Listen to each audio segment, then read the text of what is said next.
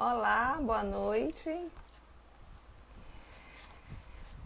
Vamos hoje trabalhar sobre uma temática que está sendo cada vez mais demandada nos meios de comunicação, nos artigos acadêmicos.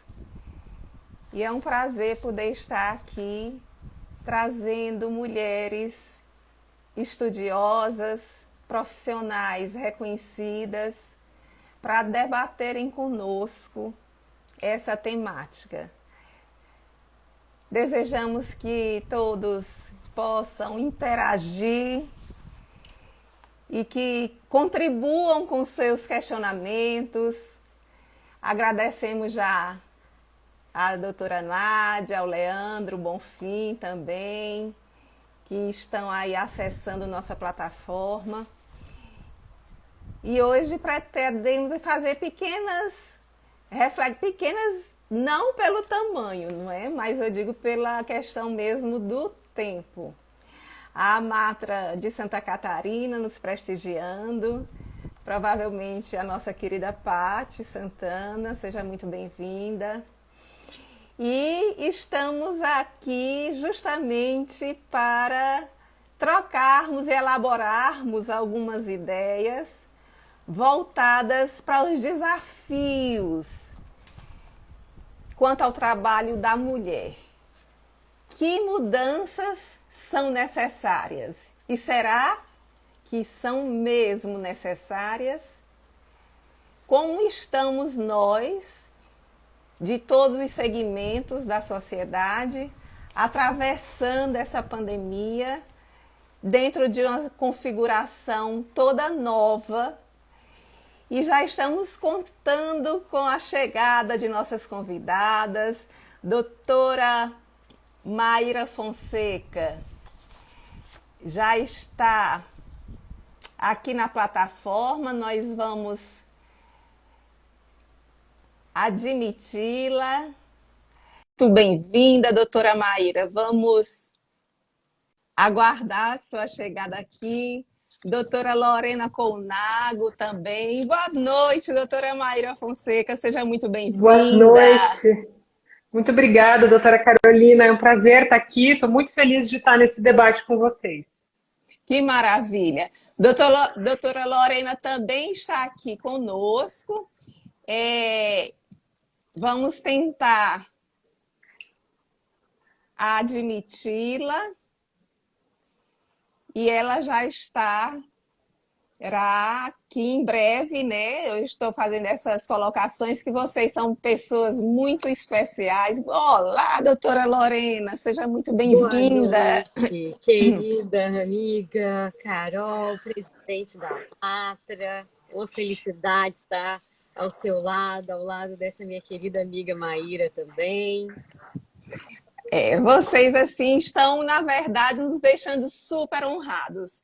Quem ganha, não apenas a Matra 19, a Associação dos Magistrados do Trabalho de Alagoas, mas eu acredito que todos nós que estamos aqui dispostos a trocar informações, trocar ideias. Doutora Eliana também aqui conosco, já está na plataforma e vamos tentar admiti-la para que nós possamos. Então, e vocês podem, enquanto eu admito a doutora Eliana, por favor, vamos chegando, né? Unir-nos nessa live, digamos assim, do bem, para tratar de um assunto tão demandado, como eu disse inicialmente, né? Tão na crista da onda, digamos assim. Nós estamos tentando admitir a doutora Eliana, mas logo em breve eu creio que conseguiremos. Enquanto, doutora Eliana, a gente consegue trazê-la também para a nossa plataforma, eu já vou adiantando que a ideia seria deixá-las falarem à vontade. Nossa live deve ter aproximadamente 1 hora e creio que vocês fiquem à vontade, nós vamos interagir com os nossos interlocutores aqui da plataforma. E enquanto a doutora Eliana eu ainda não consegui admiti-la, mas isso de forma nenhuma vai tirar não é assim, essa nossa interação deve ser algum pequeno problema técnico, mas certamente será resolvido. Doutora Eliana com certeza deve estar nos ouvindo. Já E deu um olá. isso, exato.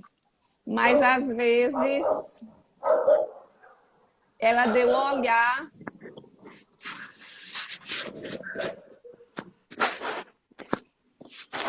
Bem, é que na verdade, doutora Eliana, eu precisaria. Veja.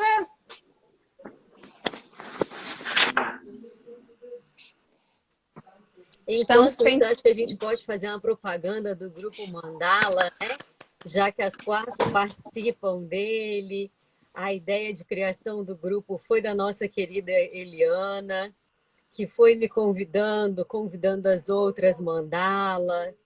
E é um grupo eminentemente feminino, de juristas, né, do Brasil inteiro, advogadas, magistradas, Ministério Público, servidoras, todas da Justiça do Trabalho, para que a gente possa debater as ideias com um olhar feminino. Então, depois, se vocês quiserem também participar, quem ainda não faz parte do nosso grupo de discussão jurídica Mandala, pode enviar um pedido ou para mim, ou para a Maíra, ou para a Carol, para a própria Eliana, que eu tenho certeza que qualquer uma de nós terá um prazer imenso em adicioná-las. Isso mesmo. É verdade, e isso é bom demais, é motivante demais, né? Agora eu vou pedir um auxílio técnico. Doutora Eliana, nós já a convidamos, ela também está aguardando. E quem são muitos os universitários, né, capacitados plenamente nas plataformas, e infelizmente algo não está realmente concluindo nesse nosso processo. Quem tiver alguma dica pode escrever aí, porque Ela já deu ok? ela já deu ok. Aqui está me pedindo ocultar vídeo ao vivo de Eliana Nogueira. Eu não sei por que isso. Ó, ela está falando aqui, o André falou que é bom ela ingressar novamente. Ah, ótima ideia. Se for o André Ferreira, nosso servidor. Pronto, nosso servidor do TRT, extremamente participativo, muito amigo, né? Nosso e realmente admirador da doutora Lorena. Então, doutora Eliana já está se organizando. Enquanto isso, vamos começar aqui com a doutora Maíra. Doutora Maíra Marques da Fonseca é advogada, conselheira estadual da OAB do Paraná, tem doutorado em Direito do Trabalho pela USP, também é mestra e graduada em Direito pela Universidade Federal do Paraná. Exerce mentoria da mulher advogada com foco em liderança feminina na advocacia. É realmente assim uma grande estudiosa e atualmente tem se dedicado às questões voltadas para o mercado de trabalho da mulher. E doutora Maíra, sinta-se em casa, seja muito bem-vinda, fique à vontade e pode nos deixar deleitarmos com suas considerações. Doutora Carolina, obrigada pela generosa apresentação, pelo convite. Agradeço também a minha querida amiga Lorena.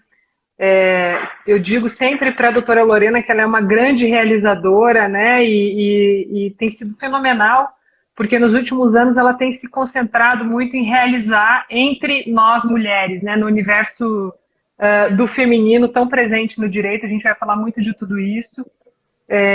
Então, para mim é sempre um prazer, é uma honra, uma alegria estar ao lado dela. E aqui essa alegria multiplicada pelo seu chamado, doutora Carolina, e também pela nossa colega, doutora Eliana, que está aqui já, né? A gente só não está vendo, mas a gente está sentindo. E a gente está percebendo que ela está mandando os comentários ali. Tenho certeza que daqui a pouco vai dar certo. No fim das contas, a melhor técnica sempre acaba ainda sendo o tentar de novo, né? Então, por isso, realmente, eu acho que talvez saindo e entrando de novo vai dar certo. Desligar e ligar de novo. Olha lá, tá ali na espera. Acho que vai dar certo, hein? Estou aqui na espera. Que bom. A gente está vendo aqui os comentários, né? Vai ser um prazer poder conversar sobre as questões que vão aparecendo aqui ao final, né? Então, a gente vai fazer nossas falas, mas depois vai ser uma alegria poder falar. Estou vendo que já estão aparecendo questões ali, então depois a gente volta a essa. Bom, então eu vou falar um pouquinho, vou trazer alguns dados, né, algumas reflexões, doutora Carolina, sobre o trabalho da mulher, ou desafios, né, que se impõem sempre e hoje, né, ao trabalho da mulher, e focando muito fundamentalmente no trabalho da mulher no direito, né, e falando mais fundamentalmente da mulher advogada, da mulher magistrada, né. Então, a gente tem alguns parâmetros que nos guiam em qualquer reflexão sobre o trabalho da mulher e que são fundamentais de serem falados e lembrados para que a gente possa sempre ter em mente de que existem desafios. Esses desafios precisam ser nomeados, precisam ser tratados para que possam ser elaborados e superados. Assim já é, inclusive, com as grandes dores do ser, né? Não poderia ser diferente com as dores da humanidade. É preciso que a gente nomeie as nossas dores para que a gente possa resolver essas dores no tempo que isso possa demandar. E aí, quando a gente fala dessas referências, né, e de conseguir nomear quais são as questões, a gente tem um marco muito importante, que é o relatório sobre igualdade de gênero do Fórum Econômico Mundial, que saiu no ano passado. A gente sabe que esse relatório foi, obviamente, como tudo tem sido impactado pela pandemia. A pandemia marcou de maneira muito gravosa o trabalho da mulher ao longo de todo o ano de 2020, tem sido assim ainda, então os números estão afetados, estão tocados pela pandemia, mas nem por isso deixam de ser também uma referência geral para que a gente pense no trabalho da mulher. E esse relatório, quando ele fala em igualdade de gênero, ele traz algumas informações positivas com relação à igualdade de gênero em sentido genérico, em sentido lato, né?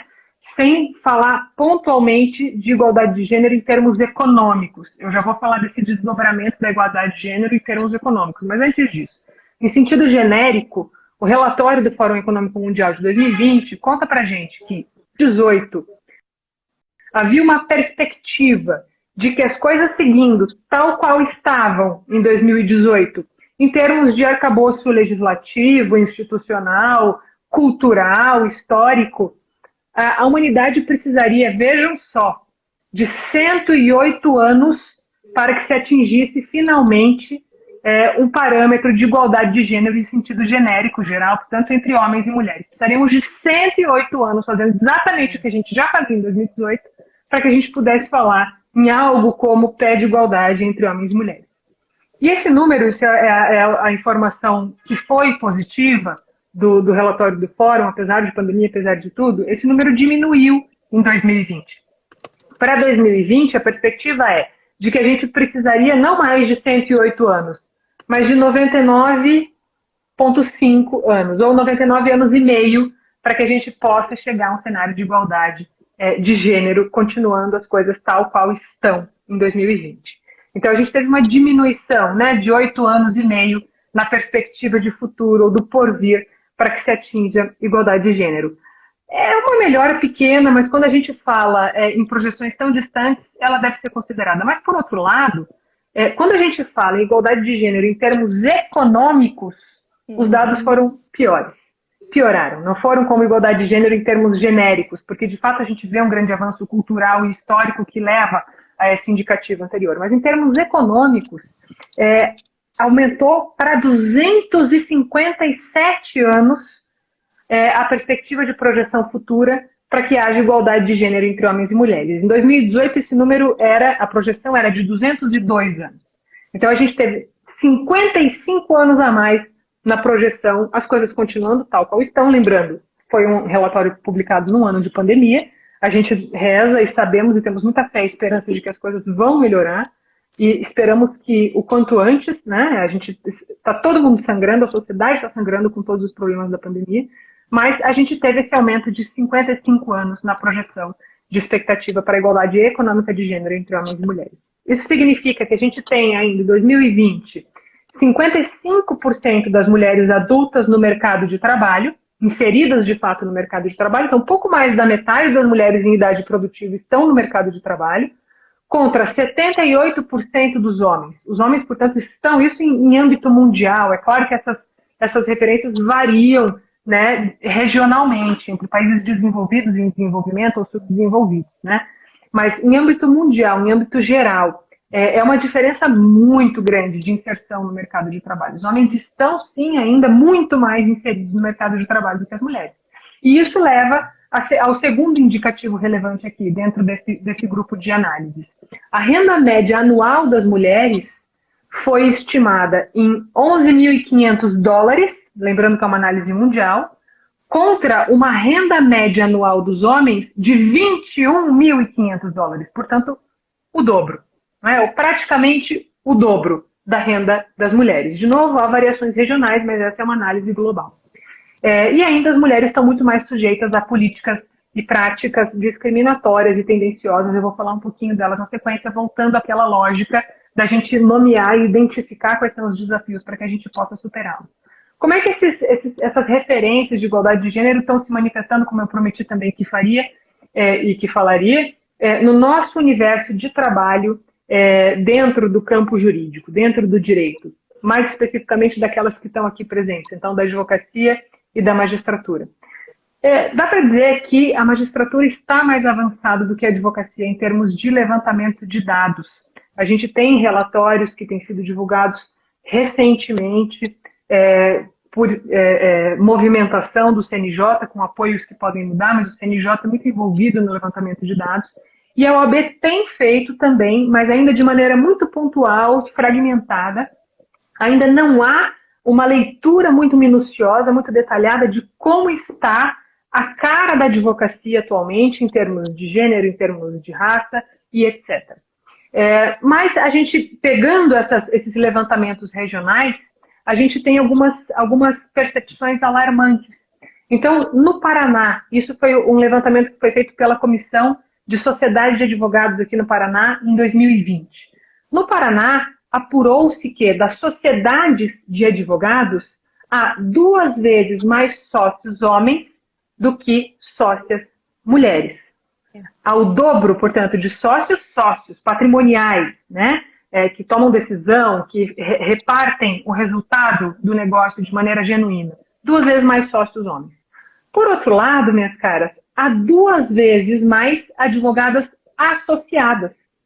As mulheres, os números mostram, elas já são 57% do universo das sociedades, em geral, são dados aqui que se aplicam nacionalmente, no Paraná eles se reproduzem, mas, apesar disso, são metade dos homens em lugares de sociedade patrimonial e o dobro dos homens em lugar de associados. Ou seja, ocupam muito mais os postos menos retribuídos, os postos para os quais há um retorno financeiro menor do que aquele que há para os homens que estão nas sociedades patrimoniais.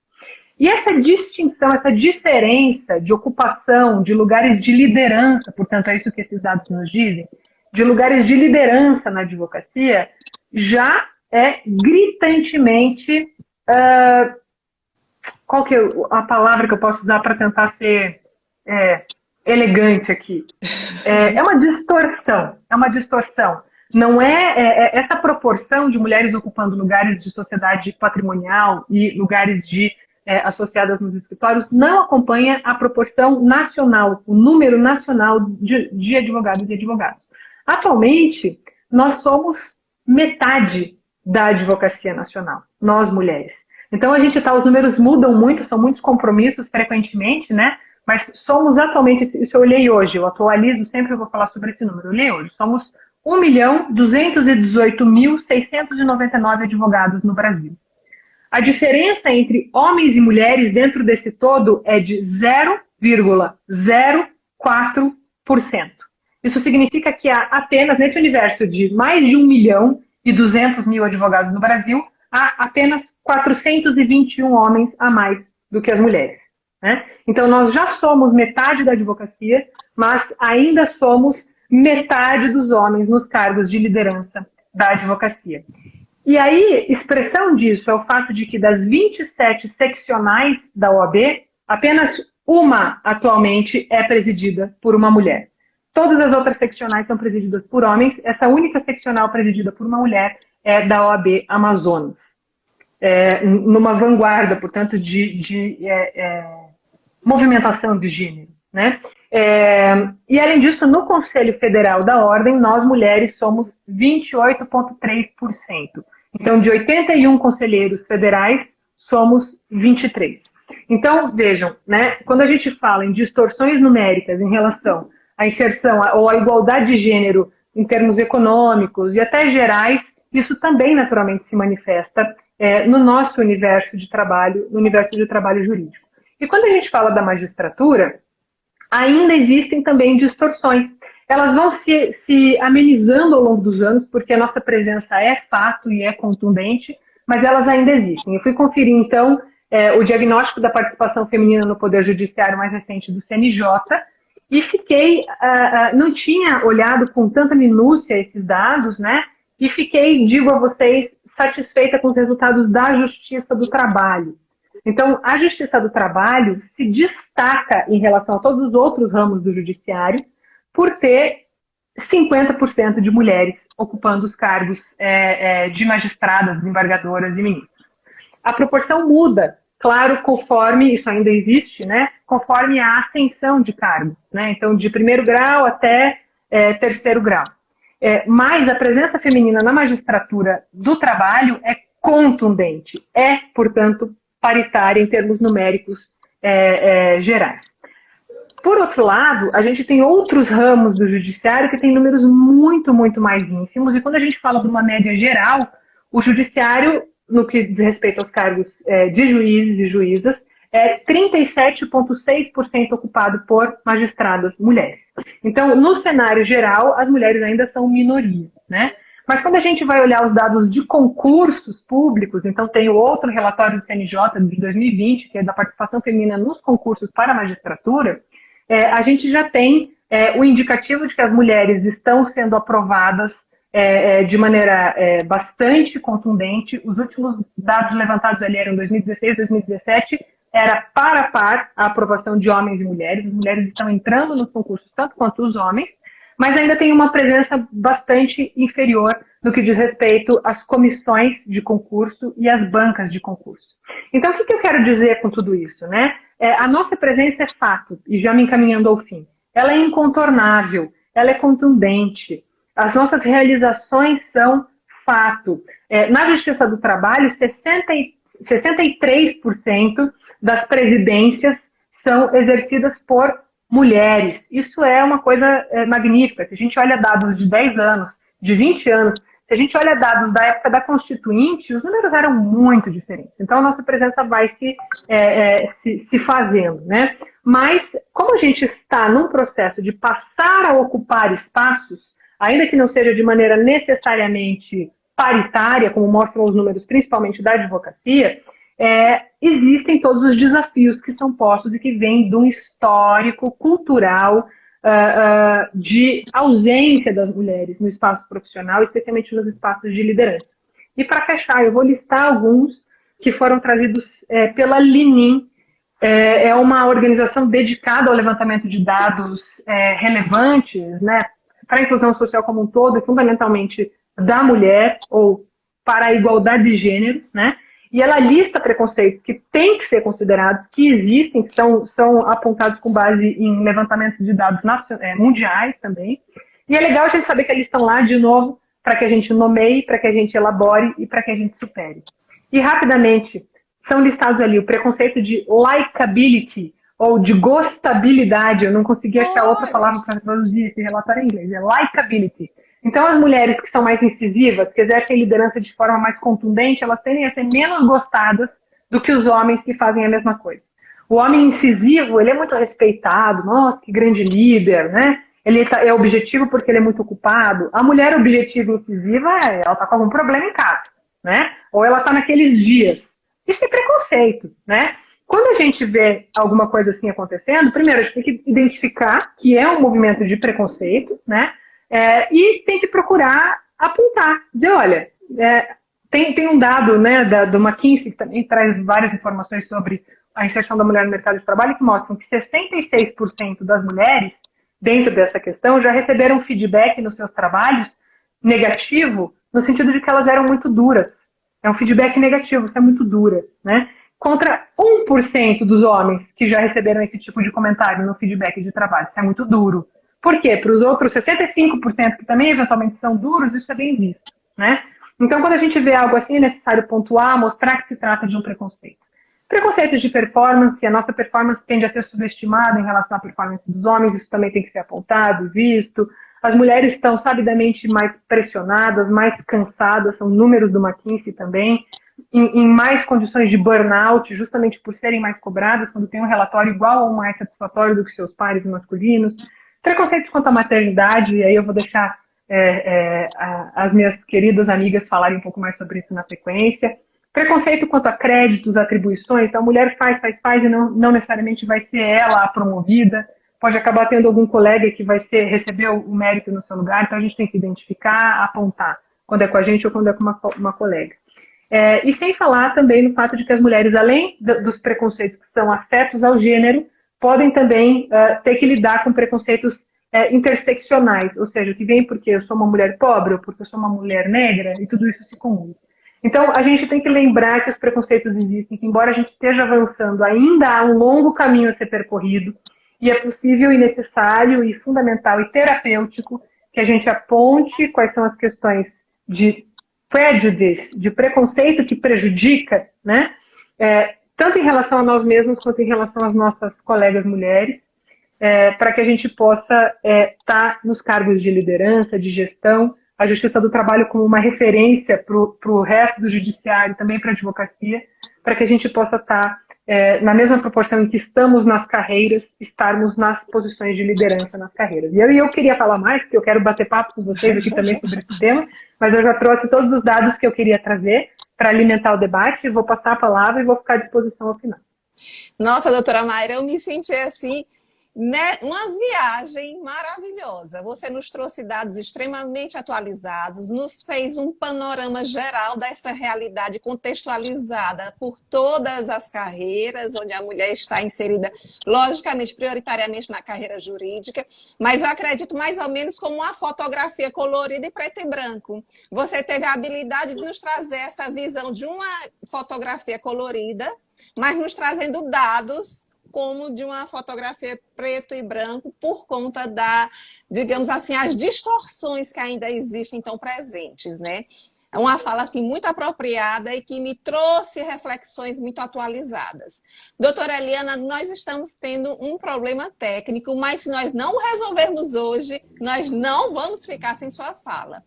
Por favor, desligue seu celular, tente sair totalmente e reiniciar o celular para ver se a gente consegue lhe aceitar, porque estamos aqui na espera. Mas como nem tudo está sob o nosso controle, a tecnologia vai ou não vai apronta algumas com a gente não vai desistir de estar com você. Se não for hoje, vai ser de uma próxima vez, mas estamos aqui no aguardo. Enquanto isso, vamos ouvir a doutora Lorena Melo Rezende Colnago, que é tão conhecida aqui pelo Brasil afora, uma juíza do trabalho muito atuante no TRT de São Paulo, segunda região, docente e com o grande desafio de ser a coordenadora científica da revista LTR. Tem mestrado em processo pela Universidade Federal do Espírito Santo e está cursando doutorado na USP. Doutora Lorena, então, a palavra é toda sua, porque eu acredito que você vai continuar aí nos fazendo ter esse passeio, né, por essa realidade que nos atinge e de que foi tão apropriada, assim, os dados estatísticos foram tão apropriados quando trazidos por doutora Maíra. A fala é toda sua e continuamos aqui de olhos postos esperando a doutora Eliana estar conosco. Mas se não for possível hoje, logo em breve nós estaremos juntas de novo. À vontade, doutora Lorena. Muito obrigada, doutora Carolina, uma grande amiga, com palavras tão generosas, né? Falar depois da Maíra é sempre uma tranquilidade, porque ela faz toda a base maravilhosamente bem e aprofundada, então me deixa numa situação muito confortável. da fala dela, eu só vou acrescentar que a primeira mulher a integrar um cargo de ministra num tribunal superior no Brasil foi a Quinéia Cimini Moreira de Oliveira, e que veio da carreira do Ministério Público do Trabalho, né? Ela não era juíza de carreira, mas foi a segunda mulher no mundo a integrar um tribunal superior. E eu gostaria muito de falar hoje com vocês e de debater a questão especial da dupla jornada, da tripla jornada, do trabalho doméstico, porque já é difícil, como a nossa querida Maíra disse, né? Ocupar os espaços. Você maravilhosamente bem está ocupando um espaço de destaque hoje na Associação dos Magistrados da 19ª Região. Então, eu tenho certeza que muitas mulheres anteriores foram abrindo o caminho até que a gente pudesse ter uma mulher também maravilhosa ocupando esse espaço, embora nas nossas amatras e anamatra isso seja mais frequente até que em outras associações. A gente sabe que, às vezes, as colegas elas têm uma dificuldade em conciliar o trabalho com a vida doméstica, com o ser mãe. E aqui eu não posso esquecer também de mandar um beijo, porque é engraçado, alguns colegas já mandaram um alô e foram particularmente homens, né? O Carlos João Batista, o querido André Ferreira, que foi meu colega de estudos da pré-magistratura, o Zé Carlos Risque, filho, que é presidente da OAB do Espírito Santo, está nos assistindo. Então, esse é um recado assim, que a gente precisa de políticas diferenciadas para permitir que as mulheres, mesmo sendo mães, que dentro de casa a gente tenha uma cultura em que os maridos se insiram também nas atividades domésticas, a fim de que as oportunidades sejam igualizadas. Num momento, por exemplo, os cuidados com a família vai ficar a cargo da mulher, mas num outro momento pode ficar a cargo do homem. Por que não? Né? Porque a gente não tem dentro da base da nossa sociedade uma educação inclusiva. Às vezes, a diferenciação vem da educação familiar, que não permite mulheres e homens a ter as mesmas oportunidades. Né? Às vezes, por exemplo, a gente tem 2 filhos adolescentes, eu já vi isso acontecer em algumas casas. O homem pode sair, mas a mulher não pode. Então, ou só pode sair se sair com um irmão que é mais velho ou mais novo. Né? Que sociedade a gente quer para o futuro? Que tipo de sociedade a gente precisa? Um outro ponto que eu queria discutir é a especial condição também das trabalhadoras durante a pandemia. Em especial as trabalhadoras domésticas, que ficaram muitíssimo afetadas com os fechamentos da economia. Então, algumas foram dispensadas. Se, por um lado, as mulheres que trabalham fora, elas ficaram sobrecarregadas com as atividades domésticas de cuidado dos filhos, almoço, limpeza da casa. Por outro, tantas mulheres que são chefes de família numa classe que necessita tanto de uma ajuda e de uma subsistência muito maior, estão sendo relegadas a um desemprego estrutural porque elas ficaram alijadas do mercado de trabalho. Né? E quantas vezes a gente não viu em tantas lives ou em tantas notícias do telejornal, por favor, né, não deixe a sua diarista, a sua empregada doméstica na mão nesse momento que ela mais precisa. A gente precisa também contribuir um pouquinho para minimizar a dor alheia. Então, a gente vê esses 2 pontos que precisam ser melhor debatidos, né? E quantas também estão sofrendo, por exemplo, como cuidadoras de idosos, em que o idoso ou a família do idoso não deixa aquela pessoa sair da casa em razão da pandemia, forçando aquela trabalhadora mulher a ficar naquele ambiente, todo justificativo de que ela pode se contaminar e trazer uma contaminação para este outro ambiente doméstico. E isso também passa a ser um cerceamento da liberdade de ir e vir, que pode caracterizar sim, um trabalho em condições análogas à escravidão. Infelizmente, durante a pandemia aqui no estado de São Paulo, na região metropolitana, nós tivemos quatro ou cinco denúncias de trabalho em condição análoga a escravo, envolvendo famílias de classe média. Então, foi muito triste, sendo que 2 deles, salvo engano, ou 3, se verificaram. E um deles era uma família estrangeira que trazia uma outra estrangeira que já vinha desse outro país morando com eles e que não recebia o salário porque o salário era enviado para a família dela que morava nas Filipinas. E ela ficava sem nada, ela não saía da casa para nada.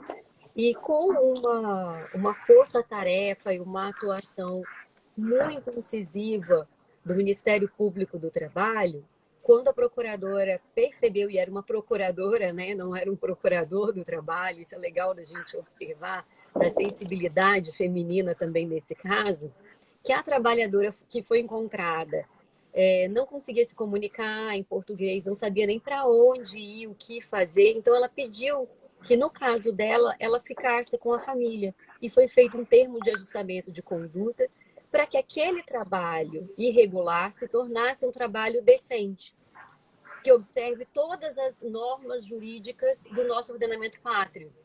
Então, a gente tem que observar que a ideia de uma fiscalização que vem sendo, infelizmente, sucateada, a gente quase não ouve mais falar das atuações, das carreiras, dos auditores fiscais do trabalho, eles vêm sensivelmente com um quadro reduzido e diminuto ao longo do tempo, e há uma previsão de que do quadro de hoje, que são 2.000 e poucos auditores fiscais do trabalho para todo o Brasil, haverá uma redução de 20% sem previsão qualquer de concurso, o Ministério Público do Trabalho vem ficando sobrecarregado.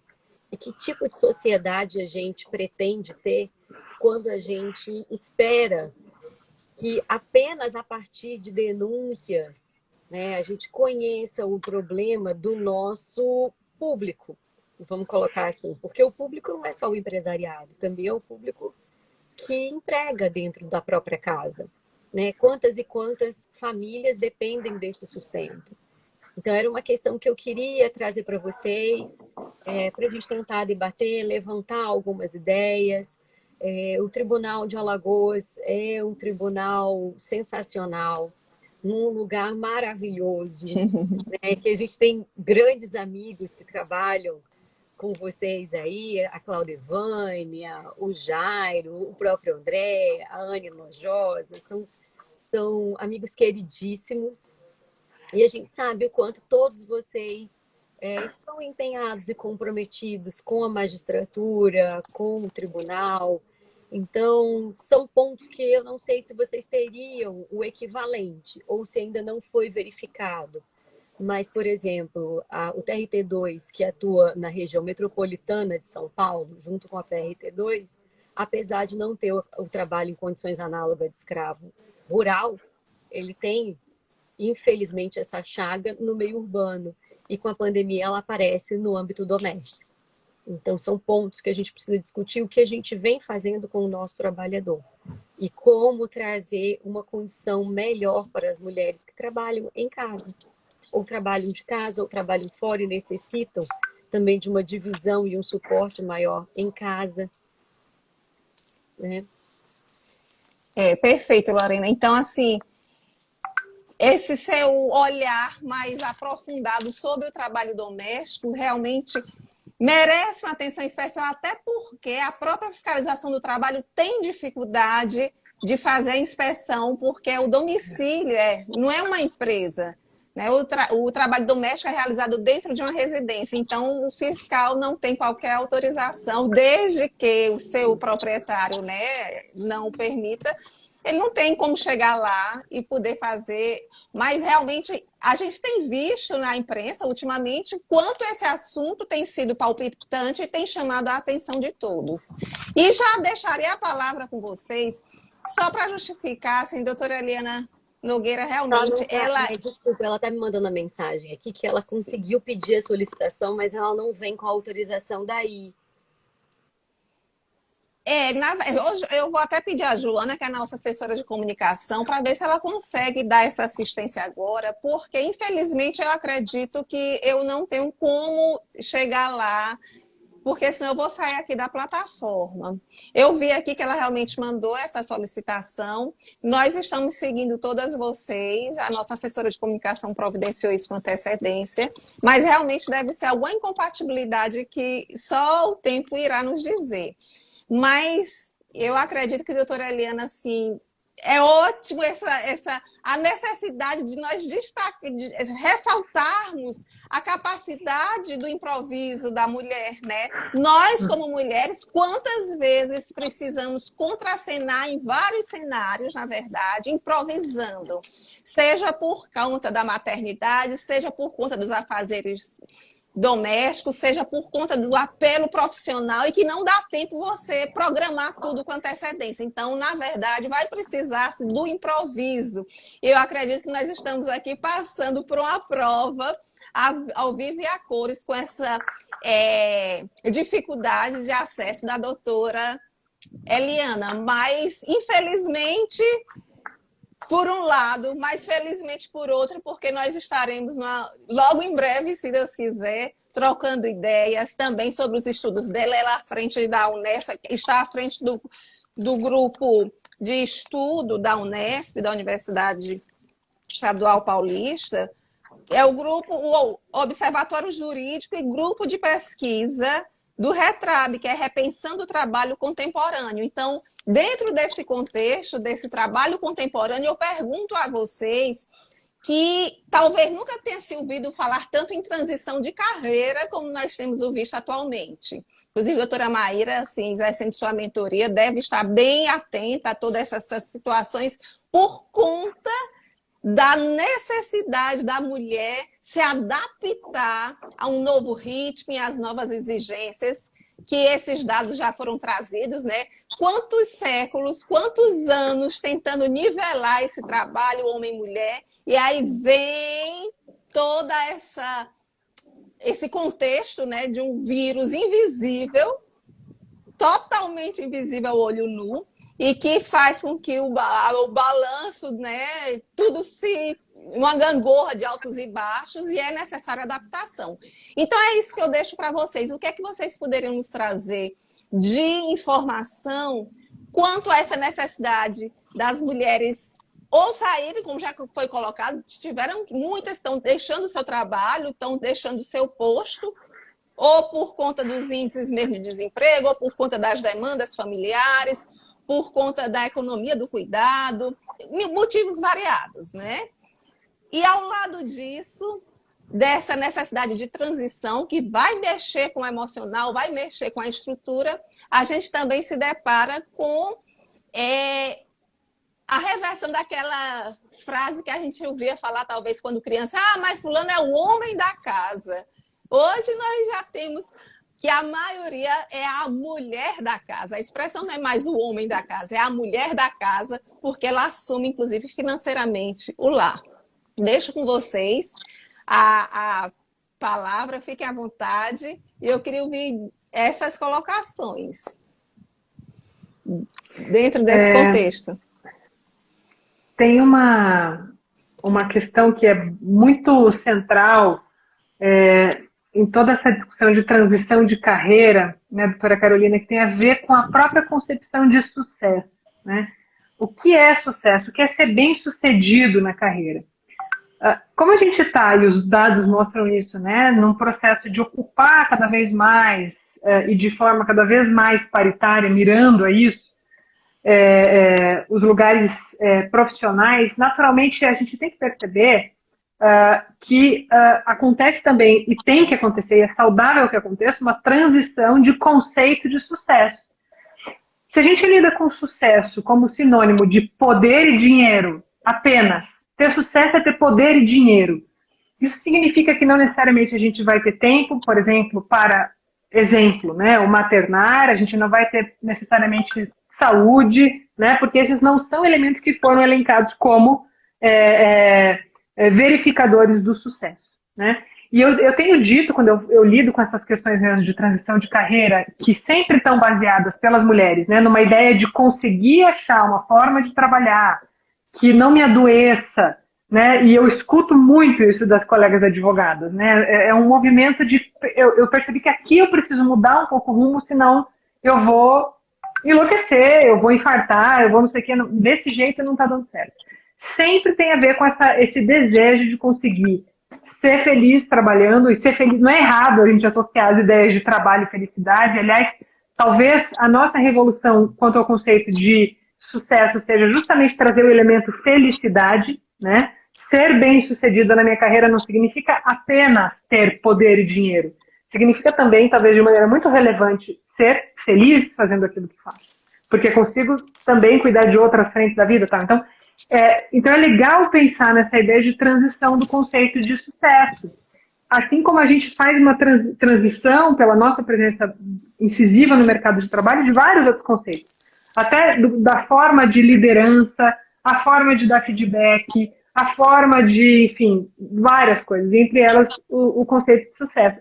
E aí, claro, junto com isso, e aí já jogo a bola para a Lorena também, mas junto com isso, com essa ideia de felicidade, sucesso como sinônimo também de felicidade no trabalho, tem a ver a ideia de ter tempo, né, para o cuidar. Então, existe, claro, a economia do cuidado que relega a mulher muito da função do cuidar como algo pressuposto, e o cuidar, sem dúvida, tem que ser compartilhado, mas talvez a gente também queira viver o cuidar e de forma paritária em relação aos nossos parceiros, né, e tal, mas eu quero também ter a possibilidade do cuidar. E para fechar e passar a bola para a Lorena, porque eu quero ouvir que ela falou dessa coisa do trabalho que foi para casa, o trabalho doméstico que tem a ver com o emprego doméstico, mas também o trabalho das mulheres que não são necessariamente empregadas domésticas, mas estão trabalhando dentro do lar. Mas quando a gente... fiquei pensando aqui no trabalho doméstico, eu perdi o fio da questão do sucesso masculino. Enfim. Mais, né? Tem que fazer com amor. Isso, e lembrei, Lorena. Né? Esse sucesso que é baseado em poder e dinheiro, e assim eu fecho raciocínio, é um sucesso que só é sustentável, quando isso é a prioridade, ele só é sustentável para um homem que tem uma mulher cuidando do seu lar, cuidando dos seus filhos, das suas roupas e tal. Quando a mulher não está no lar, ela está trabalhando e ela também quer sucesso, e ela não tem uma mulher que, por sua vez, cuida das suas roupas, da comida e tal, a gente percebe que esse conceito de sucesso não se sustenta. Porque eu, como mulher bem-sucedida, eu também quero poder cuidar da minha família e tal, mas eu também quero poder estar fora. Então, a gente tem que ter toda uma revolução do que é ser bem-sucedido, né? E aí, enfim, Lorena, essa história do estar dentro da casa traz muitos desafios, né? Tem algumas colegas, uma vez eu ouvi falando uma fala muito interessante e importante, né? Que uma colega magistrada aqui do TRT2 disse assim, mas de onde veio essa ideia de que eu tenho também essa vocação para cuidadora? Eu não tenho vocação para cuidadora, né? Ela falava assim, e para dar banho nos filhos dela, o marido dela dava melhor do que ela. Ela não conseguia segurar, tinha essa insegurança de segurar a criança e tudo mais. E que ela se sentia bem e tranquila dentro do seu ambiente de trabalho. Então, assim, a gente é empurrado pela sociedade para desde criança, né? As meninas brincam com a boneca, cuidam da casa, com a panelinha, e os meninos brincam de correr, de lutinha, de pescar, de subir em árvore. E isso é interessante, assim. Eu, graças a Deus, tive uma educação libertadora, onde tudo que o meu irmão mais novo iria fazer, se eu pudesse fazer, ele poderia. Se eu não pudesse fazer, ele também não poderia. Não tinha essa diferença de homem e mulher. Então, ao mesmo tempo que eu aprendi a costurar com a minha avó, ele sentava do lado e costurava junto, porque ele chorava quando ninguém deixava ele aprender a costurar. Então, hoje ele costura roupa das namoradas, das esposas, costura capa de prancha, faz cortina, tudo que normalmente são pontos da educação que uma mulher faria. E não é menos homem por isso, porque além de tudo ele é bombeiro. Então, imagina. Né? Não há incompatibilidade. E também a gente tem que tentar dissociar, porque a mulher ela pode ser o que ela quiser. Como a Maíra falou, né? É legal você querer trabalhar fora e cuidar da casa, é legal. Mas é legal também a mulher que eventualmente não quer casar, não quer ter filhos. E ela é tão mulher quanto qualquer outra. Ela não é menos mulher, não é seca, não é nada do gênero. Olha, eu fiquei muito feliz que a Eliana conseguiu entrar. E ela vai ter uma fala sobre a licença parental, que tem tudo a ver com o que a gente está discutindo, né? Das oportunidades para as mulheres, da igualização. Então, eu vou até parar de falar para que ela consiga apresentar a parte dela que foi preparada com tanto carinho. Outro exemplo, né? A perseverança. O quanto precisamos nos tornarmos perseverantes. Doutora Eliana, que prazer! Resiliente, perseverante, determinada. E assim, eu já começo a sua apresentação retomando, né, que você é juíza do trabalho no TRT de Campinas, da 15ª Região, sendo titular da 2ª Vara da cidade de Franca, São Paulo. Doutora em Direito do Trabalho pela Sapienza Università de Roma, na Itália. Professora de Processo do Trabalho, requisitadíssima e soube que queridíssima pelos alunos. E também é coordenadora do Observatório Jurídico e o grupo de pesquisa do RETRAB, Repensando o Trabalho Contemporâneo da Unesp. Então, seja muito bem-vinda, sinta-se muito bem acolhida e nos traga aí, finalmente, um pouco dessa sua fala sobre a licença parental, que nós estamos, assim, realmente curiosos para ouvir suas considerações, professora. Seja bem-vinda. Imagina, olá. Depois de uma saga para tentar e conseguir, gente, que difícil. Olha, se eu for viver disso aqui, eu vou morrer de fome. Olá, Lorena. Olá, Maísa, prazer revê-las. Fico muito feliz com o convite. Vamos rápido, porque eu já cheguei no final, né? A gente tarda, mas não falta. Uma observação que eu gostaria de fazer, e acho que vai ao encontro disso que foi falado até agora, o que a gente precisa pensar em, eu vou denominar de política pública mesmo, para garantir que a mulher possa ter o acesso ao mercado de trabalho de modo igualitário e a permanência nesse mercado de trabalho com as mesmas condições de ascensão nas carreiras que os homens têm, não é? E aí eu tenho, a menina dos meus olhos é a licença parental. Eu acredito que, para além de nós termos, do ponto de vista do cuidado com os filhos, o direito da mulher ter a licença maternidade, nós precisamos evoluir para que esse direito seja igualmente gozado por pais e mães, não é?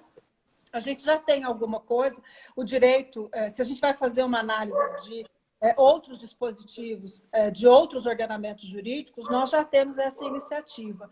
Mas é muito importante observar que lá atrás, quando a gente trouxe o direito da mulher de permanecer fora do local de trabalho para cuidar dos seus filhos, quando eles viessem à luz, lá no início foi uma medida que visava garantir o cuidado com a criança, não é? E tentava garantir que a mulher pudesse trabalhar, porque se ela não pudesse ter filho, ela não conseguia trabalhar. Não é? Se o desejo dela é ser mãe, ela teria que ter algum respaldo. No fundo, isso acabou se transformando com o tempo em uma iniciativa de discriminação, né? Porque o empregador acha que a mulher que vai poder ter filho, que pode engravidar ao longo da relação de emprego, é um custo, né? Ou seja, ele vai ter que pagar para alguém que vai sair do local de trabalho por um período, que na verdade não é muito verdadeiro, porque hoje a Previdência faz a amortização desse valor, mas mesmo assim ele não quer ter o dissabor, né, de ter que colocar alguém no lugar, de ter que colocar a substituta, fora o período que ela se desatualiza, em que ela fica fora da empresa no gozo da licença gestante. E do ponto de vista isso gerou um outro aspecto, né, que é cultural, que o filho é da mãe, é ela que tem que cuidar, e o pai pouco participa desse processo. Então, hoje a gente já evoluiu para iniciativas, nós temos um estudo da OIT que demonstra, pelo menos um estudo feito, o mais abrangente que eu encontrei, esse é um assunto que eu estudo de modo periférico, 69 países já tinham uma licença paternidade, ou uma licença paternidade estendida ou uma licença parental, né? Que são coisas diferentes, né? Na paternidade, em alguns países ele goza dessa licença um período junto com a mãe, mas é possível também que ele tenha licença parental ele e a mãe, e em alguns ordenamentos jurídicos até um outro parente, por exemplo, a avó que tem que cuidar, é um outro parente, pode ter essa licença para cuidar da criança. O foco aí é a garantia, não tenho a menor sombra de dúvida, né, do cuidado com a criança.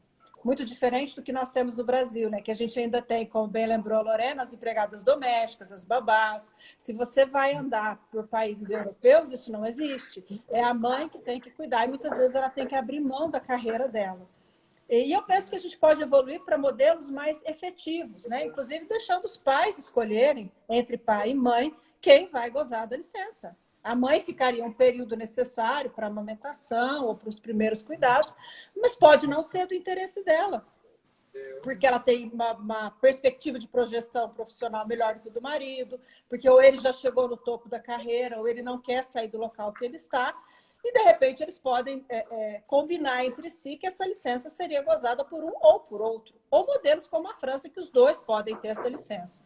Em alguns modelos eles têm pagamento, outros modelos eles não têm. Alguns países têm amortizadores sociais para esse período, para reembolsar o empregador. Outros, o trabalhador simplesmente assume a licença com algum auxílio governamental, mas sem pagamento de salário.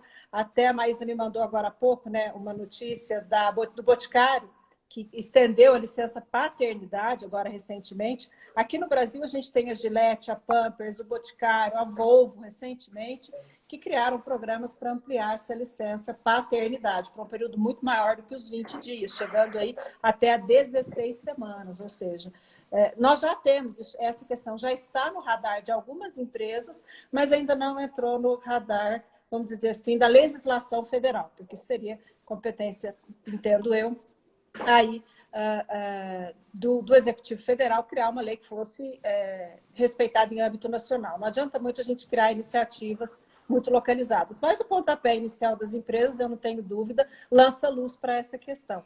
Eu espero que uma oportunidade a gente possa aprofundar nisso, porque tem modelos muito interessantes que nós poderíamos importar. Aqui na América do Sul só encontrei Chile e Cuba. Mas eu acho que a gente pode ir além e pode importar essa ideia muito interessante para o Brasil para realmente acabar com a discriminação de gênero. Porque o empregador não teria interesse mais. Vou evitar contratar a mulher, porque de repente o pai que pode tirar a licença não vai haver, pelo menos, vamos dizer assim, do ponto de vista do empregador, a intenção de discriminar, ou pior, né, de mandar a mulher embora quando ela volta da licença, considerando que isso é um fato. A gente já tem dados estatísticos que boa parte das mulheres perdem o emprego no retorno da licença gestante. E os casais homoafetivos, Eliana, tem alguma novidade? Teria acesso à licença também, à parentalidade? Não sei se a Eliana conseguiu me ouvir. Conseguiu me ouvir? Acho que não. Acho que não. Vai botar o fone. E está sendo aqui, né, pelos professor Marcel Marques, fazendo referência a Eliane, a Carla Ganzaroli também. E novo. Acho que não. Tudo bem. Por favor, se você Está puder. sendo aqui, né, pelos professor Marcel Marques, fazendo referência a Eliane, a Carla Ganzaroli também. E novo. Acho que não. Tudo bem. Por favor, se você Está puder. sendo aqui, né, pelos professor Marcel Marques, fazendo referência a Eliane, a Carla O que aconteceu? Ganzaroli. Está dando retorno, Eliane. Será que é? Você quer tirar o... Deixa eu tentar colocar aqui para ela aqui. Pronto, eu acho que agora resolveu.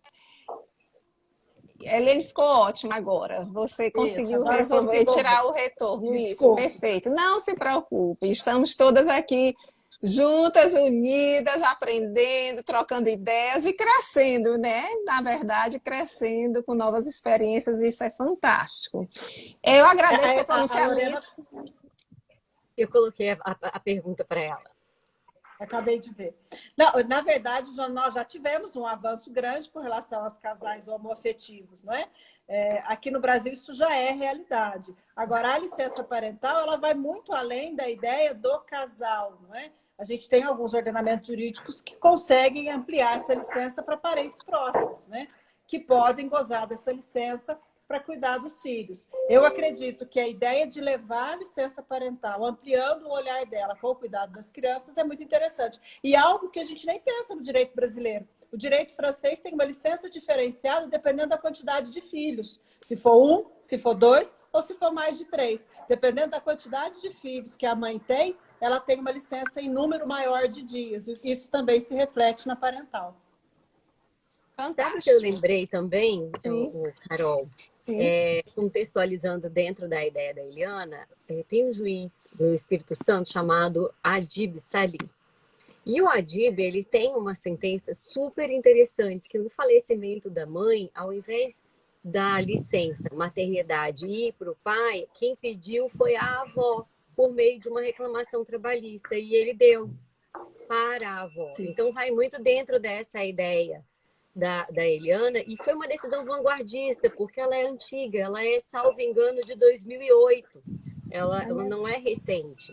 Então, ele já vem fazendo isso há algum tempo, estendendo o mesmo período, ou para o pai, quando eles pedem, porque ele teve, na época que eu conversei com ele, ele teve duas ações. Uma, que era o pai que pedia, no lugar da mãe, porque a mãe tinha falecido, e o outro era a avó. Então, ele garantiu, tanto numa decisão de uma demanda específica ao pai, quanto numa outra à avó, os mesmos direitos que a mulher gestante e mãe teria naquele momento, porque ele entendeu exatamente isso, que seria o melhor para a criança. Então, a gente pode pensar também algumas decisões vanguardistas antes do trabalho que precisavam também ter um aprofundamento, né? Isso nos mostra realmente o quanto esse assunto ainda estará sob os holofotes. Nós ainda estamos engateando, mas assim é um caminho sem volta, né? Realmente essa mulher precisa dividir, compartilhar responsabilidades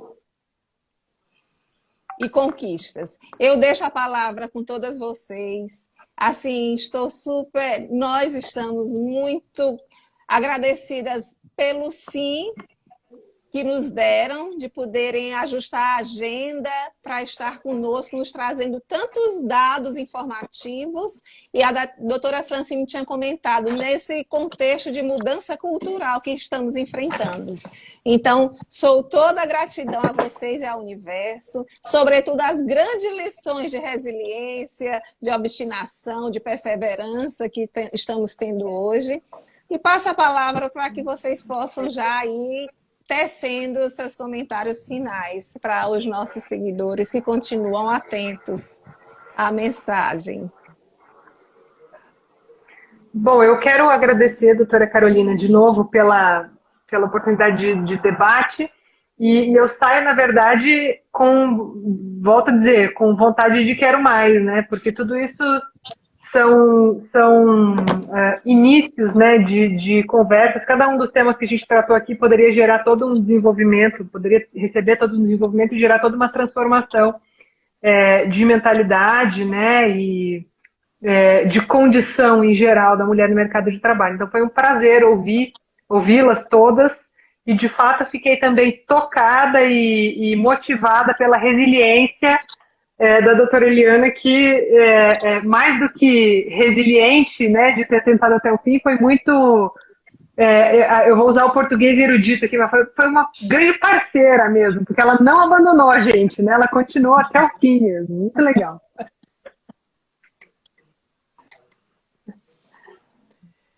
Lorena, gostaria de suas considerações? Um agradecimento especial, né, pela oportunidade, pelo convite que você me fez de uma forma tão generosa, e esse espaço, né, para a gente poder discutir os problemas nossos do dia a dia.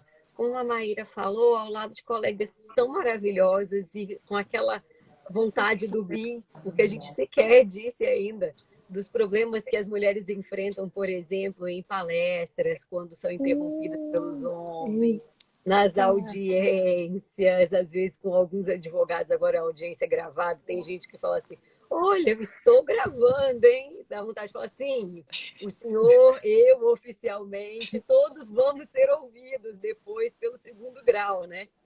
Então, são pontos assim que merecem um olhar sensível, como vocês estão fazendo, E por isso eu agradeço a oportunidade. Vou passar a palavra para minha querida amiga Eliana, que eu tenho certeza que vai nos abrilhantar ainda mais, porque ela não só é resiliente, e ela é essa mulher maravilhosa que vocês viram, persistente, desbravadora, né? E eu tenho certeza que ela tem muito mais a acrescentar. Um beijo grande a todos, um beijo para o Carlos Arthur também, e para todos vocês aí de Maceió e que nos assistem por todo o Brasil. Gente, olha, eu agradeço demais a atenção, peço desculpas, porque, olha, eu fiz de tudo, foi até para o celular da minha filha, porque eu falei, não é possível que eu não vou conseguir entrar. Então, a vida é assim, né? Como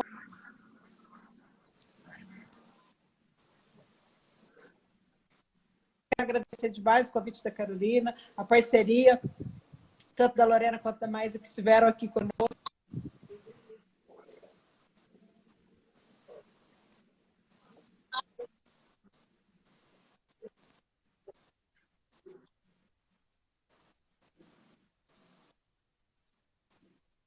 Excepcional para estender para o pai, que poderia, por analogia, tentar trazer a avó, nós não conseguiríamos, no modelo atual, na legislação atual, avançar para garantir que, por exemplo, avós ou outro parente gozasse da licença maternidade. Exceto esse caso, como a Lorena colocou,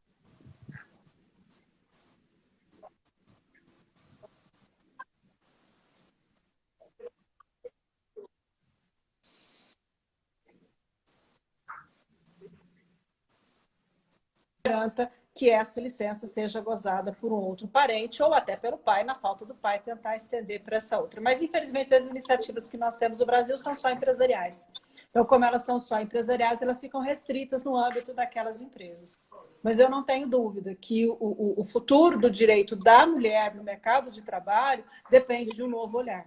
E esse novo olhar tem que partir de nós, que estamos à frente, não é? Olhar o direito do trabalho como perspectiva de gênero é algo que é feito de modo muito tímido pela legislação brasileira, muito tímido, não é? Então, nós precisamos avançar nessas possibilidades que eu vou denominar de políticas públicas voltadas para a permanência da mulher. Licença parental é uma delas. Uma das tantas que nós vamos precisar trazer. Agora, é papel da academia, né, Carol? Eu falo isso muito aqui na universidade, nosso grupo de pesquisa. Nós precisamos criar pensamento a respeito disso. Então, todo mundo que está aí no âmbito acadêmico precisa trazer os alunos que estão chegando agora, porque eu já estou velha, né? Eu falo que eu vou passar, logo eu estou fora da academia, né?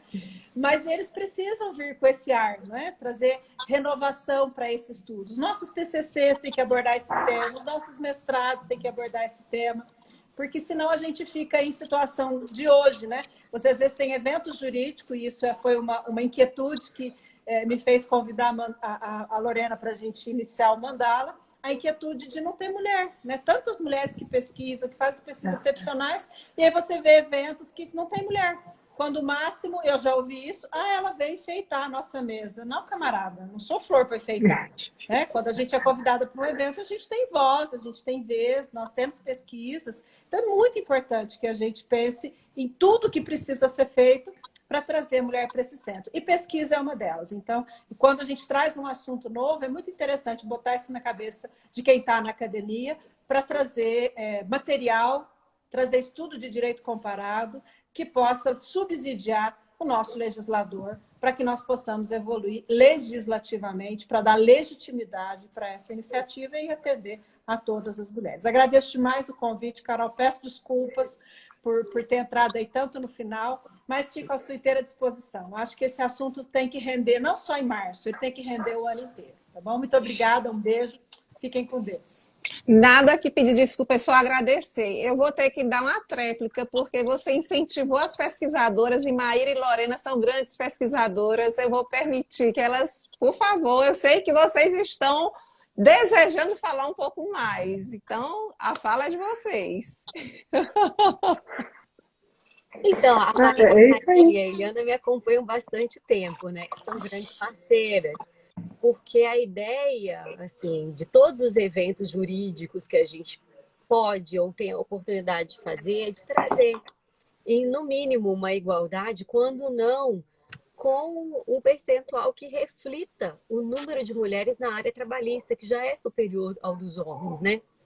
E todas as vezes que a gente montou algum evento e fez o convite, foi o contrário do que os homens dizem. Todas as vezes que eu fiz, montei o convite e trouxe, todas prontamente aceitaram, falaram muito bem, com uma profundidade muito, muito grande, com um olhar diferenciado, com abordagens diferenciadas do caminho comum, do lugar comum, do usual, e foram sempre muito elogiadas, né?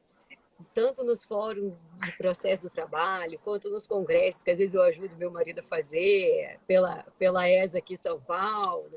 Então, a gente percebe que todas nós, cada uma dentro do seu espaço de pesquisa, tem muito a acrescentar dentro da própria profissão e que às vezes efetivamente falta esse espaço. A gente teve, como a Eliana falou, um grupo de juízes nacionais, né, com 30 juízes palestrando e inicialmente 3 mulheres.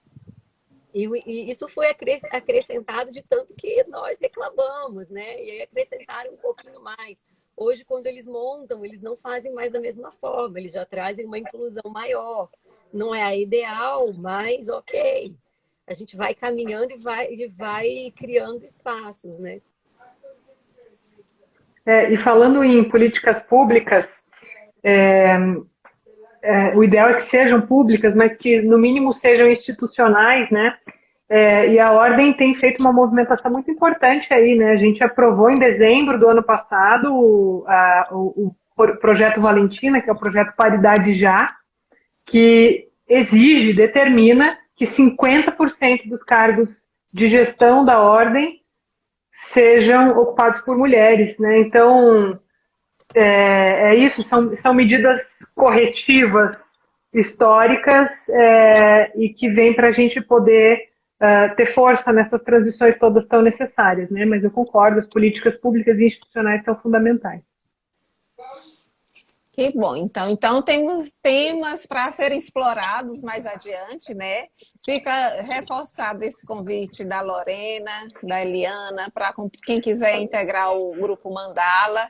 Estou vendo aqui o professor Carlos Guedes, que é reitor do Instituto Federal de Alagoas, um grande incentivador do empoderamento das mulheres, do empoderamento feminino, com suas alunas do IFAL, eu sou testemunha disso.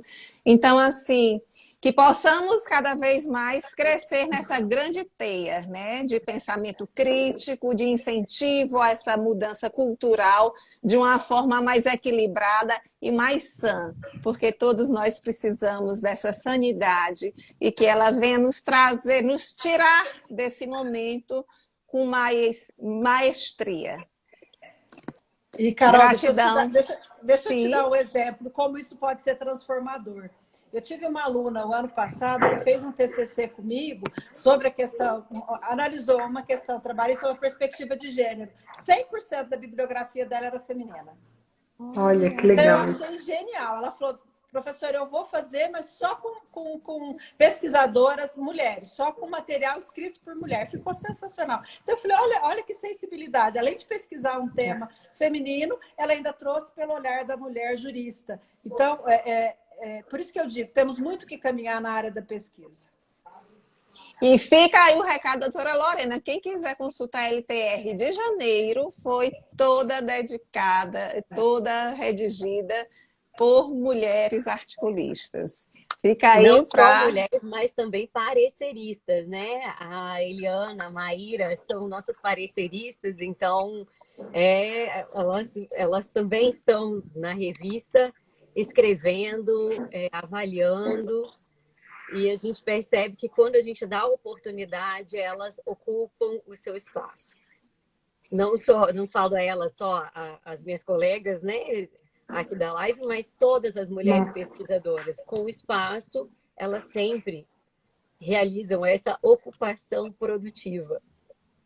Que maravilha, que incentivador, né? Precisamos de ouvir mais esse espaço de fala, porque aos poucos é que a gente vai construindo e reconstruindo nossos conceitos, nossas crenças e nos ajudando umas às outras. Então, com louvor, E, ao mesmo tempo, já com saudade, eu me despeço de todas vocês. E até um breve momento, para que possamos permanecer aí tentando transformar algo do o que estiver a nosso alcance. Até breve, amigas. Tchau, até Parabéns breve. pela Obrigada. live. Obrigada.